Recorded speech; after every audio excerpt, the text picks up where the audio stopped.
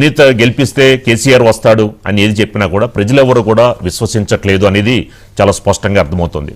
వాళ్ళకి ఇచ్చిన 11 సంవత్సరాల్లో 10 సంవత్సరాల్లో వాళ్ళు చేసింది ఏమీ లేదు, వాళ్ళు దోచుకు తిన్నారు అనేది కాంగ్రెస్ నాయకులు ఏదైతే చేశారో వాటిని ప్రజలు బాగా నమ్మినట్లు కనిపిస్తోంది.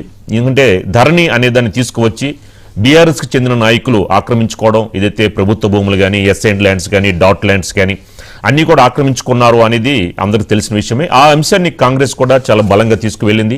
రేవంత్ రెడ్డి అధికారంలో ఉన్నాడు కాబట్టి మీరు కాంగ్రెస్ కనుక పట్టం గడితే జూబ్లీహిల్స్ నియోజకవర్గం ఈ యొక్క 10 సంవత్సరాల్లో డెవలప్ అవ్వంది, మేము ఈ 3 సంవత్సరాల్లో డెవలప్ చేసి చూపిస్తాము అని చెప్పడంతో మొత్తానికి లోకల్గా ఉన్న వ్యక్తి నవీన్ యాదవ్, అలాగే క్షేత్రస్థాయిలో కూడా గట్టి పట్టున్న నాయకుడు వాళ్ళ ఫాదర్ శ్రీశైలం యాదవ్ కానీ, ఇలాంటి నేపథ్యంలో ప్రజలందరూ కూడా లోకల్గా పట్టున్న నాయకుడికే నవీన్ యాదవ్కే పట్టం కట్టారు. బీజేపీ యొక్క ప్రభావం ఎక్కడా చూపెట్టలేదు. వాళ్ళ మతానికి సంబంధించిన కొన్ని వ్యాఖ్యలు చేశారు కానీ వాళ్ళ నాయకులు, కానీ బీజేపీలో ఉన్న వర్గ పోరు అనేది దీపక్ రెడ్డికి ఒక విధంగా పెనుశాపంగా తయారైంది. లాస్ట్ టైం కూడా దీపక్ రెడ్డి డిపాజిట్లు రాలేదు, ఈసారి కూడా డిపాజిట్లో వచ్చే అవకాశాలు కనపట్టలేదు. సో ముఖ్యంగా బీఆర్ఎస్కి సంబంధించి మరి ఏదో సిట్టింగ్ స్థానాలున్నాయి, కంటోన్మెంట్ కూడా పోగొట్టుకుంది. ఇప్పుడు జూబ్లీహిల్స్ స్థానం కూడా సిట్టింగ్ స్థానాన్ని బీఆర్ఎస్ కోల్పోవడం జరిగింది. ఇలాంటి పరిస్థితుల్లో మరి అధికారంలో ఉన్న పార్టీకే పట్టం గడితే నియోజకవర్గం కొంతైనా సరే డెవలప్ అవుతుంది అని జూబ్లీహిల్స్ నియోజకవర్గ ప్రజలు మరోసారి మొత్తానికి ఒక విధంగా ప్రూవ్ చేసుకున్నారు.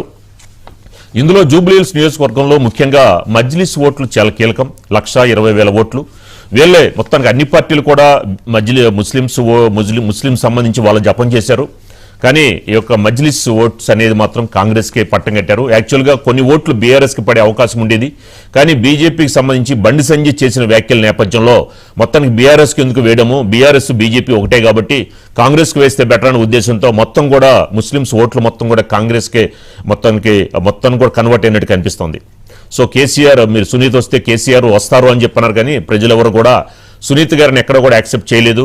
ముఖ్యంగా మాగంటి గోపీనాథ్ చనిపోయిన తర్వాత అంటే అది 4 months నుంచి జరుగుతున్నది, కానీ ఎప్పుడైతే మాగంటి గోపీనాథ్ తల్లి బయటకు వచ్చి వాళ్ళ మొదటి భార్య కొడుకు బయటకు వచ్చి చేసిన వ్యాఖ్యలు మాత్రం మహిళా ఓటర్లలో చాలా ప్రభావం చూపింది అనేది చాలా స్పష్టంగా కనిపిస్తుంది. అంటే సునీత బయటకు కనబడేంత అమాయకురాలు కాదు.